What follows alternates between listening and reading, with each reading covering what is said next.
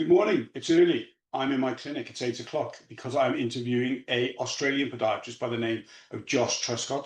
Josh is a very inspiring podiatrist that's gone on to launch the online CPD platform, The Ultimate Podiatrist. This has been running now, I believe, for about 10 years, so he's very much ahead of his game.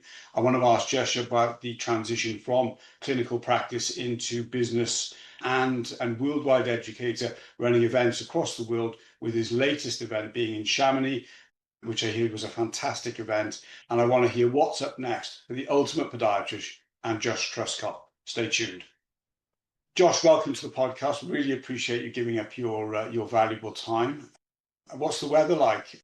You're just outside of Sydney, I understand. Yeah, thanks, Damian. It's great to be on. Yeah, it's absolutely stunning at the moment. It's autumn for us, so just coming out of summer into winter, but it's still nice and clear and sunny and beautiful. We're a little bit elevated, so we get the cold. We don't sort of get quite the same warmth and humidity that Sydney gets. It gets a bit cooler for us. So whereabouts are you? So you did you say an hour out of Sydney? Yeah, it's an hour and a half southwest of Sydney. So if you imagine a map between Sydney and Canberra, the nation's capital, then we're pretty much halfway, little town called Mossvale in an area known as the Southern Highlands. And its claim to fame for all of those cricket lovers out there is that Don Bradman grew up in a town called Bowral. So Bowral is famous in Australia as being the home of Don Bradman. Ah, okay. So for all you cricket fans, I'm sorry I'm not a cricket fan. I'm a Welshman, so unfortunately, if it isn't an odd-shaped ball here, it doesn't apply. But although I will keep quiet at the moment because Welsh rugby is not that good, and Australia are absolutely killing it. So, but we'll move on from there swiftly. There's a lot in your history. Am I right in thinking you went podiatrist, clinic owner, then into online business and educator? Would that be right? Yeah, exactly. So yeah, podiatry finished in 1997 out of La Trobe Uni in Melbourne, worked for a few years privately in Melbourne, and then embarked on a 3-year overseas working holiday. So traveled through Canada and then into the UK and had 2 years on and off as a locum podiatrist in the UK, which was great. Spent a bit of time on the Isle of Wight, which I enjoyed, and also Buckinghamshire, which was great. And then, yes, came back to Australia and was at a little bit of a crossroads. Was actually thinking of leaving the profession, but wasn't really sure what it was that I wanted to do.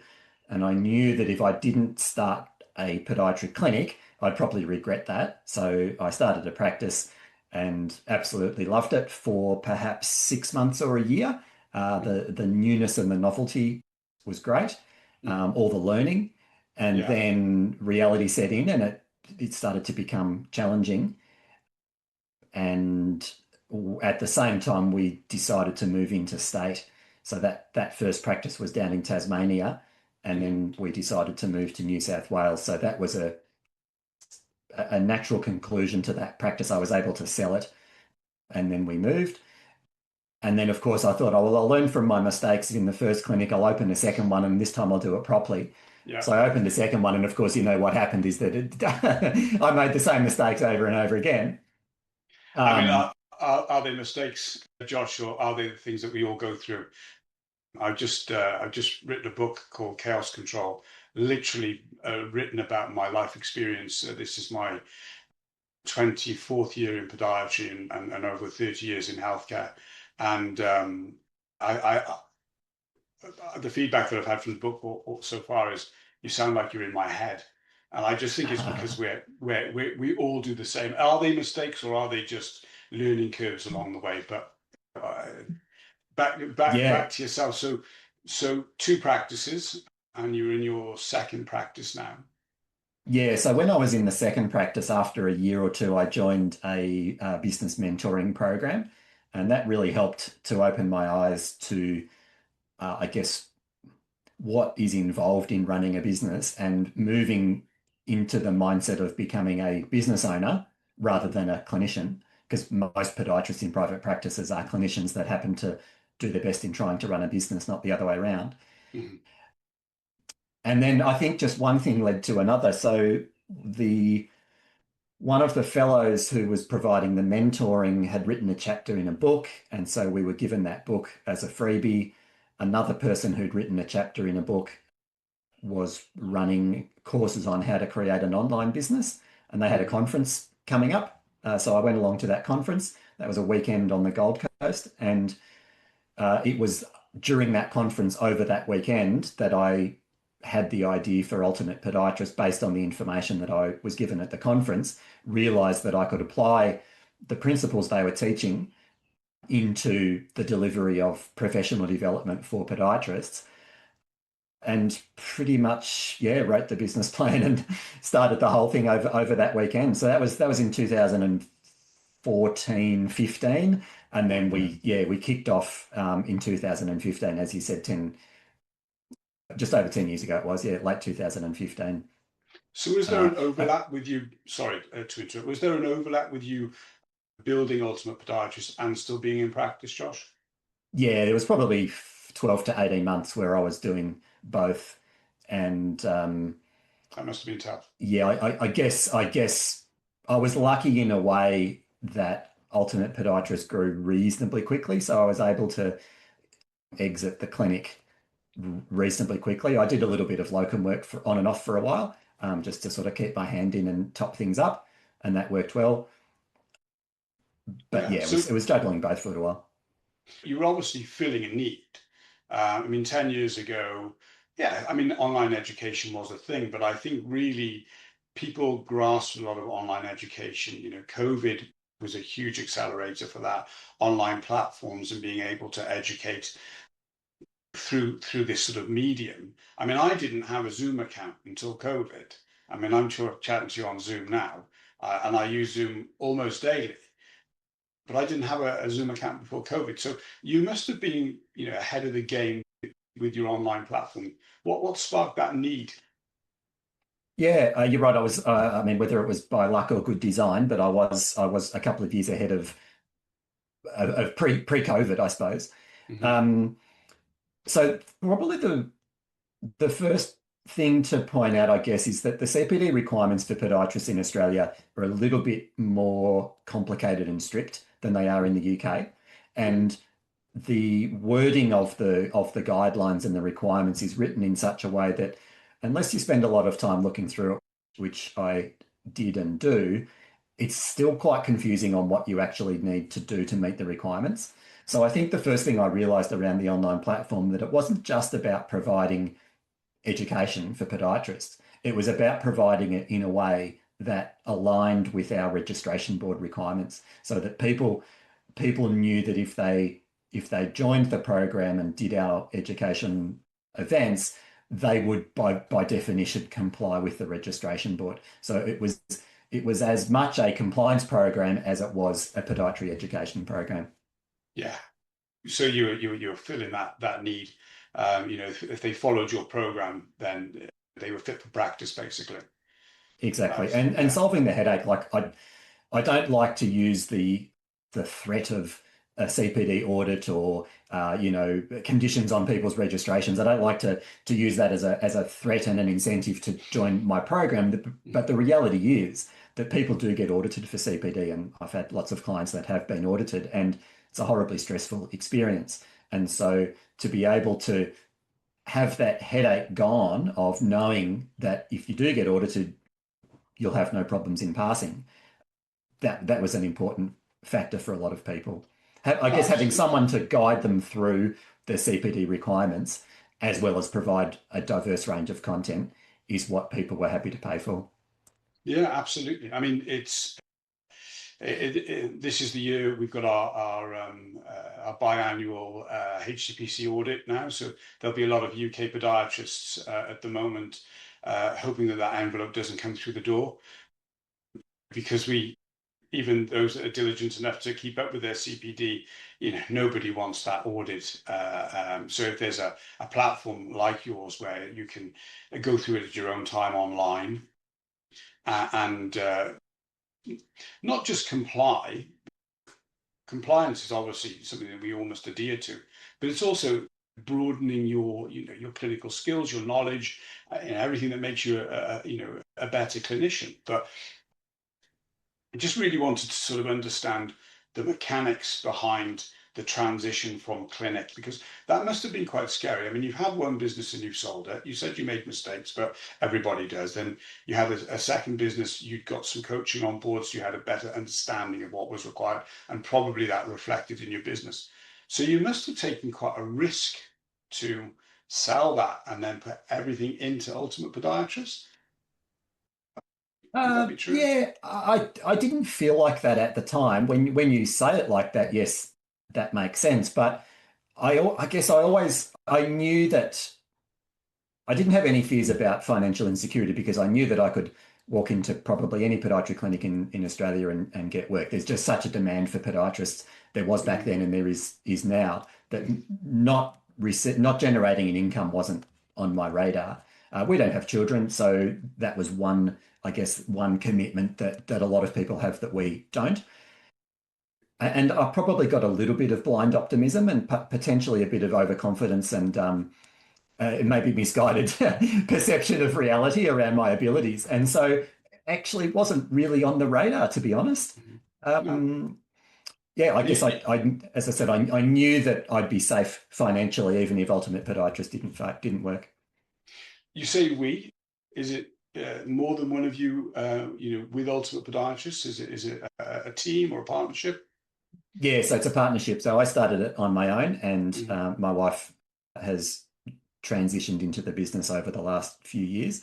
She comes from an education background and learning design and other design elements. So we're a pretty good team because I guess I've got the industry connection and knowledge, and she's got the educational knowledge and understanding and the design. So between the two of us, we can do most things that we need to do within the platform.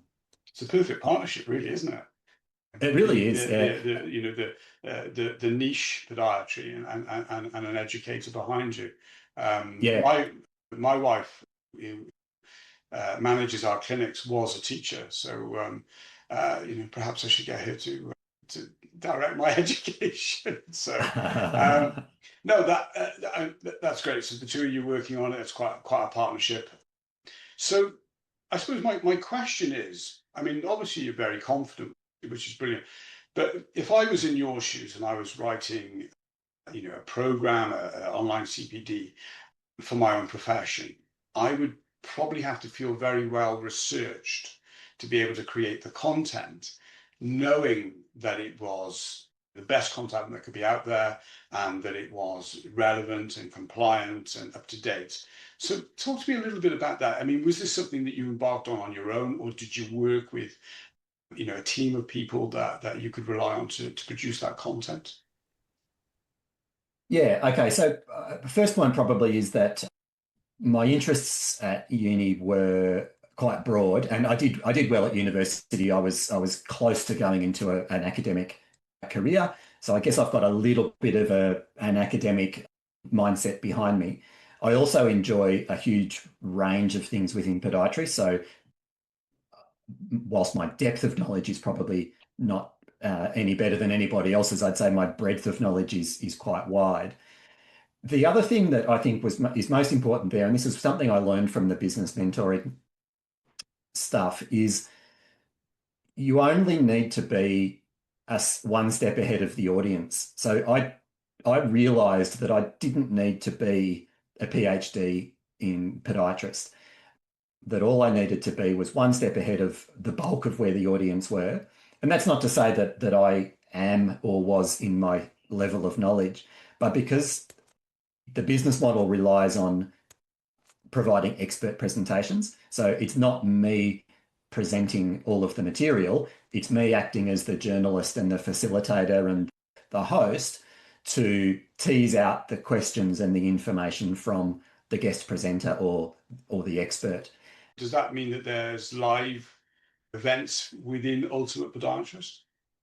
Yeah. So the bulk of our material is a live online webinar via Zoom, which gets recorded and edited and uploaded into the platform with an assessment. So someone can either watch it live or they can watch it down the track as a recorded version. There are lots of other activities as well, but in terms of live events, I try to be involved in maybe 2 to 3 a year. So we recently had an event in Chamonix, the inaugural Podiatry Ski Conference with Ian Riley, and that was fantastic. And the feedback, one of the strong elements in feedback was that people enjoyed the social cohesion of it as being an interesting, exciting, and fun occasion to network. Yes, you could argue that some of those presentations could have been listened to online, but you can't replace a physical in-person event with Zoom. No, I mean, I followed it all on the socials, and I knew a few podiatrists that actually went. Erica, who was on one of our previous podcasts, and the feedback online was absolutely amazing. It really was. And, obviously the feedback about the education, the wonderful pictures, you're in Chamonix, what a beautiful destination. I think it sparked a lot of people's attention. I think it was fairly unique that it was, it was in a skiing location, and people got to strap on their skis and learn at the same time. Is this something that we're going to expect on an annual basis? Is this something you're going to move around the world? What's next in live events for Ultimate Podiatrist? Yeah, it's a good question. We're already planning the next year's event. In fact, it was only this morning, our time, that I sent the email off to confirm the dates for the event next year, which is March the 1st to March the 4th. Have I got an exclusive? Have I got an exclusive? Yeah. Absolutely. Come along and do an episode, run an episode from the event. There's plenty of great people there. We'll be able to hook you up with at least one or two guests. I'd love to. Whereabouts is it, Josh? So it's in Chamonix again, at the same venue as this year. Yeah, we really loved the location that we had it in. Ian and I have spoken a little bit about what might happen in the future, and we definitely are keen to do a similar concept in other locations. And we've had lots of feedback from people suggesting that they would be open to that as well. So we've talked about maybe Bali, maybe Australia, other European destinations, maybe Spain. So at this stage, Chamonix next year is as far as we've got, but we like the idea of it being in different locations around the world. And I love the idea of being in Chamonix also. It's been a while since I've been skiing. So, well, it was for me too. It had been 20 odd years, and in my brain, in my memory, I could still ski, but my body disagreed with me. And I think it's been a very similar amount of time since my daughter was born. So I'm not far behind. And God, I dread to think what I'd be like on a pair of skis now. But I'm prepared to get on the dry slopes and have a practice and see you in Chamonix in person next year. So it's nice to have that exclusive on here. Just unpacking Ultimate Podiatrist. So there's the online platform. I would imagine that people can go back through all the previous webinars that are on there, the guided programs are on there, the in-person meetups, which happen, once or twice a year. Is there a community aspect to this, Josh? For users and members of the platform, do they interact? Is there a community to that? Yeah, that's a good question. No, there isn't. And I think what this probably leads to is around the business evolving around my own strengths and interests, which are not social media. I tend to be much more of the background retiring type person. So no, we don't have a community. We did experiment with it. What we found was that we just didn't have enough people getting on there, and I didn't drive it enough to get a critical mass. Looking at some of the online communities on Facebook, for example, they've got thousands of members, meaning there's always someone who's going to be posting. Yeah. No, I would like to have that, and it's something that comes up every few months as something we should do, but at this stage it doesn't exist. Yeah, I fully understand. I mean, I've got a Facebook group called Practice Autopilot. For anybody that's watching and listening, please get on there, start posting and commenting, because even with 2,000 members on there, I find like I'm a lonely voice on there a lot of the time. And I get concerned that people just think it's this guy again, posting again, just to try and keep the momentum of the community. Communities are hard things to maintain. But that being said, for anybody that's watching or listening, please get on there, start commenting. There's brilliant things like Josh on there, who'll be posted on there. He's got lots of advice and feedback.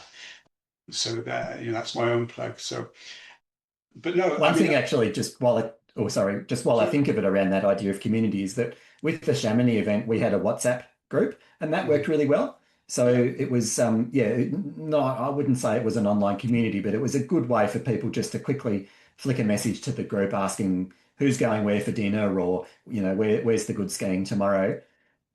So yeah, that was a good So good example. what was the mix of education? So how many days was the Chamonix event, Josh? 4 days and 4 hours of education per day. So the education was from 4 till 8 in the evening. So the idea was that you'd ski during the day if you wanted to, or sightsee, and then you'd have the education in the afternoon and the evening. And then next year it'll be very, very similar, but we'll probably do 2 mornings and 2 evenings, just so that it breaks it up a little bit. Because you've really got my interest on this. Because I'm thinking this suits me down to the ground. Fantastic. Yeah. So what I wanted to ask you was, going back, the platform 10 years, it's still around. It seems to be growing, gaining momentum. For anybody that's not sort of familiar with businesses online, that's a phenomenal achievement to be able to last 10 years in an ever-changing environment. I think it's just testament to obviously the education that's on there. Obviously, you're in a niche market, podiatry's niche, even worldwide it's niche. But I think that's a fantastic achievement. But a lot has changed with technology in the last 10 years. So I have to ask you about, AI, the advent, where you think ultimate podiatrists will be in the next 5 to 10 years, and then after that, I'd like to ask where you think podiatry is going to be in the next 5 to 10 years. So focusing on sort of ultimate podiatry, what's the plans for the future, aside from obviously these fantastic locations around the world? Yeah, so the first thing I'll say is that probably the position we're in at the moment, or the direction we're taking at the moment, has nothing to do with technology, in that we're consolidating our content around concepts of best practice. So anyone can put themselves out there to give podiatry CPD, and you see it all the time. There's lots of companies that will provide free webinars and free courses on using a particular device or a particular system, and a lot of that stuff is really, really good. But what we want to focus on, and the name Ultimate Podiatrist was designed, I guess, to reflect that emphasis on quality education, not just quantity. So for us, it's about consolidating the ideas around best practice. And that's why the Chamonix event, that's one of the reasons the Chamonix event was so successful. People talk about the skiing or the food or the social or whatever it might be, and they were all great. But Ian Riley's content is absolutely outstanding. And I think people really appreciated that they could get very, very high level content from a genuine expert, which it made it an extremely high quality learning experience. So for us, that emphasis on best practice will be one of our guiding lights for the near future. Part of that is designing the delivery of the material to maximize the actual learning of the audience. Because again, any old expert can jump on and talk for an hour, but that doesn't necessarily translate into a good learning experience from the user's end. So that's where we want to really tighten up the instructional design elements, the principles of adult learning, adult education. It's different to primary school, secondary school, university education. It's professional development is not the same as a university degree. So both of those things are probably non-technologically. But to get to your question, I think the main thing for us is the extremely rapid development of AI, and the way that we'll use that in the future to help us design some of our educational models. We were talking about it only yesterday. It actually, for us, it's probably the equivalent of a full-time staff member in putting together educational material. As in, what the AI will essentially act like another staff member for you to maybe do research. Yeah. Yep, exactly. Yeah. So I had a small stint with another organisation years and years ago around online education in medicine, and they had a full-time staff member who would put together the courses. He would research, he would synthesize material, he'd develop the PowerPoint slides. That was his full-time job. And we can do that with AI, not in exactly the same way, but in a way that's pretty close for a fraction of the time and a fraction of the cost, which is not to say that AI runs the business automatically. There's still a huge amount of work that goes into fact-checking, tidying up the content, curating the content. But I think the use of AI will probably enable us to produce more online courses in the future than it has done in the past. Yeah, I totally agree. I mean, we use AI a lot. My online business practice autopilot is essentially an AI tool that automates practices, but you've got to be careful with it. And it's the software that we provide is not a plug and play. It's we have a waiting list for it because you come on board, but then we plug all the elements in for you and do all the workflows and all the things that looks like the magic in the background so that it works in the way that it should work. Because left to its own devices, it would be crazy. And we have a Clinico integration with Autopilot. So it's handling patient data, which has to be secure and it has to be handled properly. And I can imagine that's exactly the same for you. What I get from this chat with you, Josh, is that you're very much all about quality of the product that you provide, the high standard, the people that you work with, like Ian Riley. You're not just producing content for the sake of it. You must think about the profession a lot because you're constantly writing about it. Where do you think the profession's going in the next 5 to 10 years? Where do you see the interests in people? What modules are people most interested in? Where do you see the desire to grow? Is it dermatology? Is it biomechanics? Is there a desire for your business modules?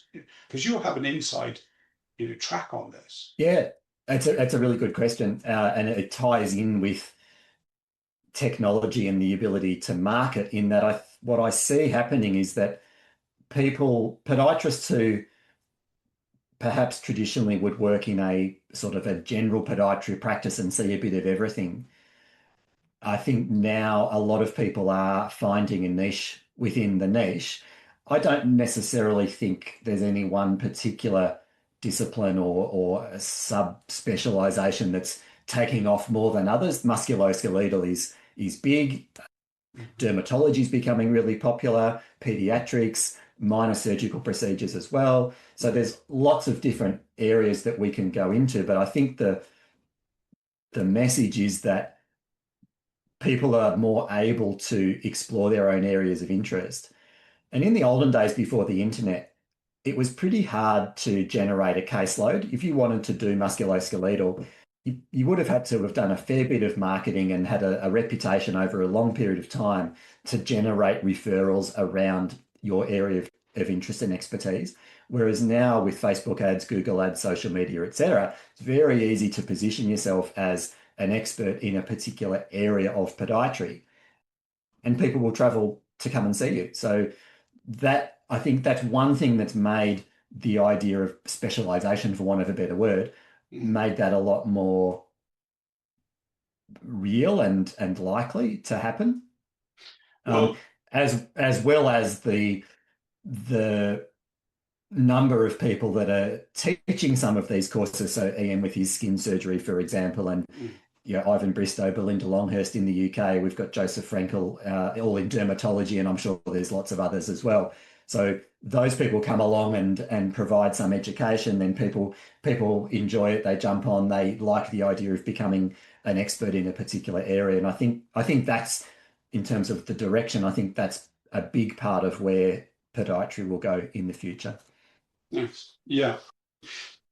You just touched upon something. So I have two requests, personal requests. One is a seat on the plane to Chamonix, and the second, something that I'm very passionate about here. You're talking about, you know, positioning yourself online as an expert in biomechanics, but perhaps not having the education or the hours and hours of clinical practice behind you, because essentially we can present ourselves as one thing, and actually when the patients come through our clinic, they're receiving another.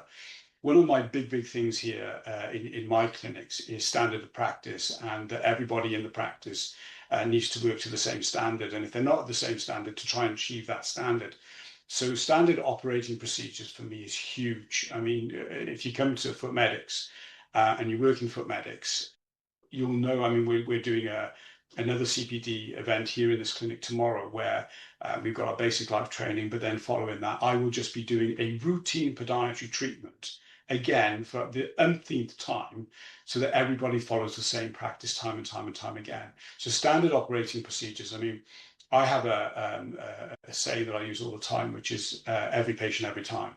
So every patient that walks through the door should be treated in the same way, regardless of the practitioner that they see.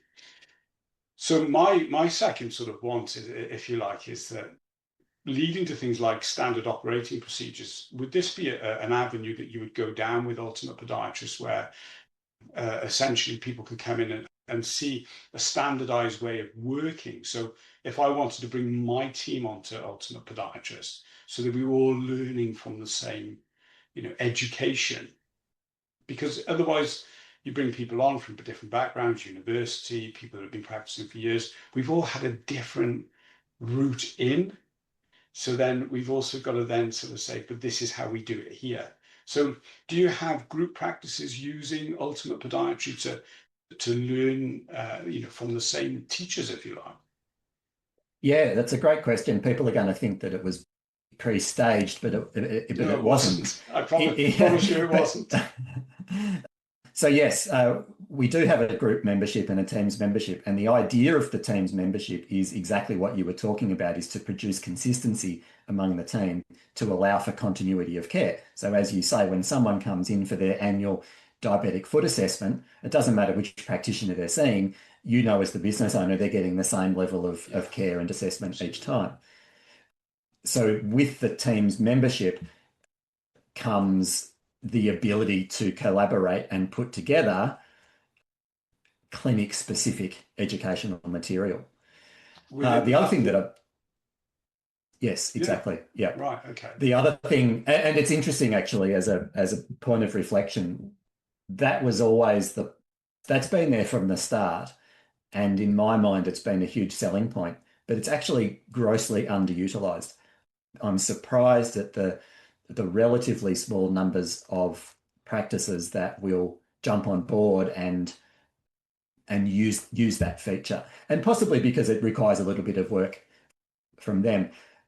For example, I think there's probably two things to separate out here. There's the concept of best practice, and I'll use the diabetic foot assessment as an example, because I think with the International Working Group for the Diabetic Foot, the NICE guidelines that you have, the practice guidelines that we have over here, it's reasonably straightforward to put together an accepted best practice around diabetic foot assessments. It's a little bit different when it comes to, say, a biomechanical assessment, because everyone's got their own opinion as what constitutes best practice biomechanical assessment. Mm-hmm. So in working with a practice to develop a standard operating procedure, there does need to be, I guess, that slight distinction. Is it generally best practice, or is it just the way that the business owner wants their staff to be doing a particular thing? Obviously, there's a lot of overlap between those two. Yeah, I think it's really, I'm going to get off this call and certainly look at the platform. And, you're quite right. This wasn't talked about. We only had a quick chat about the weather before we came on, because it's fundamental to our business. I mean, we're six practitioners. No, no, 7 practitioners. And it's something that when I've got patients coming through the door, and they'll be arriving soon, that I want all of those patients treated in the same way, regardless of which practitioner treats them. And I think, I speak a lot about business and podiatry, and I think we're going to see more and more group practices coming together because of the complexities of running businesses, and there's employment issues around, are you employed or associates? We won't get into that now. So I think more and more group practices will emerge more than some sole practitioners, if you like. But if you're coming into a group practice, then you want a standardized, level of care. And you're quite right. I mean, at the moment, I sort of sit here as the lead practitioner. So I'm instructing my staff as to how I feel that things should be run around here. But ultimately, am I that guy? Because I don't have all of the diversity, all the knowledge of all the different areas of practice that we do here. And if there's a platform online like yours where we can standardize things and then draw down from expert advice, I certainly am going to be looking at for my practice. And that's not a plug, that's a genuine clinician talking to somebody that has a need for standardized care, because essentially it pays for itself. You have a good practice, people come in, they get good treatment, they tell the others, and it just self-evolves. And also, from the practitioner's point of view, regularly I'll get asked from my practitioners, Damian, I don't quite know what to do here, and they would like a point of guidance. They ask for it regularly. Yeah, so, it's just great timing, because it's something that is very much like I'm pretty much working on those sorts of things today and tomorrow, developing some content around some of those ideas about best practice. It seems like we're on the money. I've got the exclusive on Chamonix for next year, and we're also getting into your head as to what clinics like ours actually need. So, as you said, being one step ahead of the game is all you need to be to keep Ultimate Podiatrist as successful as it has been. I think the other point along that, sorry no, please cut you off, Damian, but I think another point to throw in